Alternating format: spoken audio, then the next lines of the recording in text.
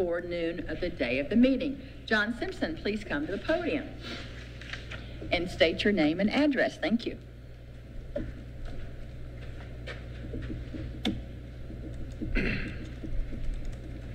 Mayor Marbury, John Simpson, 1831 Crestview Drive.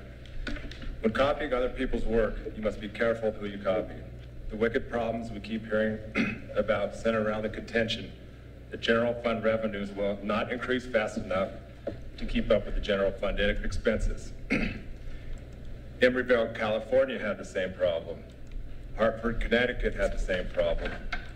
And in 2012, the city of Golden engaged local citizens in a similar process to come up with ideas to increase revenues and decrease expenses for their gap. This is the chart they used. And a $200 million capital shortfall look familiar? And do any of the authors of Golden's wicked problem look familiar? I enjoyed Golden's engage process because citizens carried the workload. I was turned off during Durango's process because from day one, it was clear this was an effort to push a tax. At Durango's first engaged meeting, a smart resident suggested looking at the 2015 sales tax. Staff chose not to report this to council. Instead, council was told of other ideas that would not be practical. An outreach effort designed by staff, evaluated by staff, and reported by staff does not reflect the voice of the people. The tax increase initially was based on wicked problems until it became apparent that there wasn't sufficient support and many assumptions weren't coming true. For example, sales and use tax revenue was up 2.7% through June with the fire, compared to the 0% doom and gloom scenario we were told. Now you have requested the police station lead this tax increase. You are asking taxpayers to fork over $317 million during the next 25 years, assuming a growth rate of 3%. The police station is $17 million, where the other $250 million goes is not clear. I'm willing to assume the police station is the most important structure needed. We need to do this right.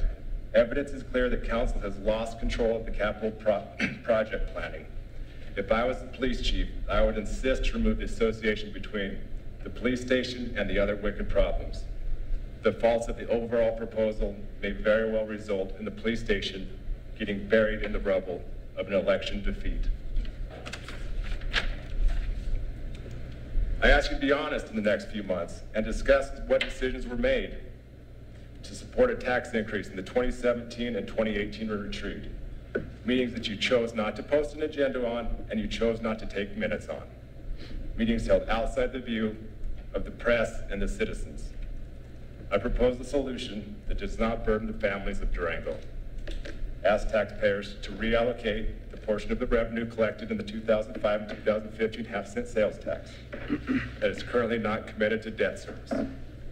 If you combine that revenue with the funds that have been built up in the capital projects, we'll get the police station and start important road maintenance projects next April. Madam Mayor.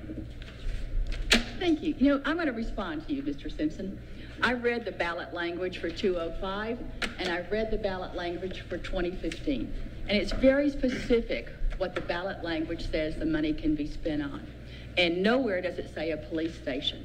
Nowhere does it say streets. And so you are not correct in your assumption. I said you have to ask taxpayers. You can have a new ballot initiative where you ask the taxpayers to reallocate the money. And that's not where we're going to go, Mr. Simpson.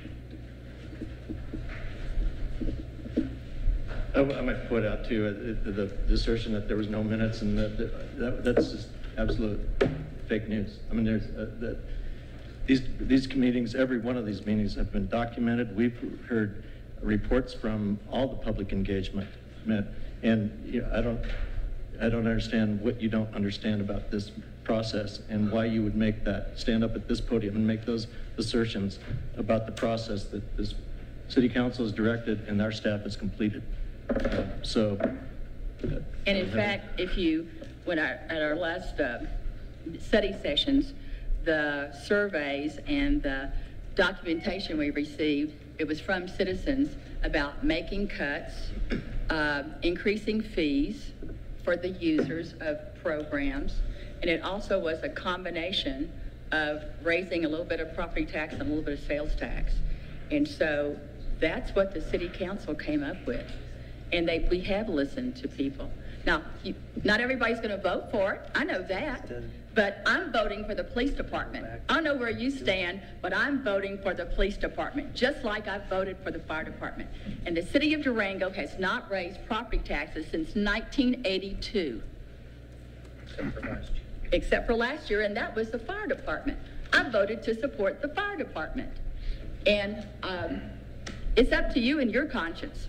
I know what a Cracker Jack box that is across the street. I have policemen sitting in the back of the room, and I'm sure they have their opinions as well. So I'm going to vote, even for the police station. I'm voting for streets. I listened to him talk about streets. I'm voting for storm drains and curbs and gutters. I know exactly what's on that language because it's right here. And so is the 205 and the 215 ballot language. And that's what you use for those items: parks, trails, open space.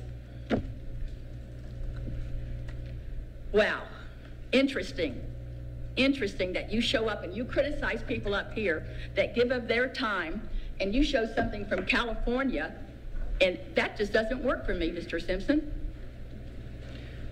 I think there needs to be a response. We do have this on tape, so we will respond to the allegations and the accusations. I mean, they're simply false. You know what? I'm an honest person. Are you an honest person? I try to think so. Thank you. I know you are. I know you are. Mr. Patine, are you an honest person? I think so. Does that not insult my reputation as a school teacher, as a person of this community? You are. You don't call me dishonest. It was under 3 minutes. So. Thank you. Okay, we're going to go on since there's nobody else for public participation. Well, the first public hearing is to consider the Durango Mesa Area Plan adoption. And so would staff please come and present? Just stand up there and call me.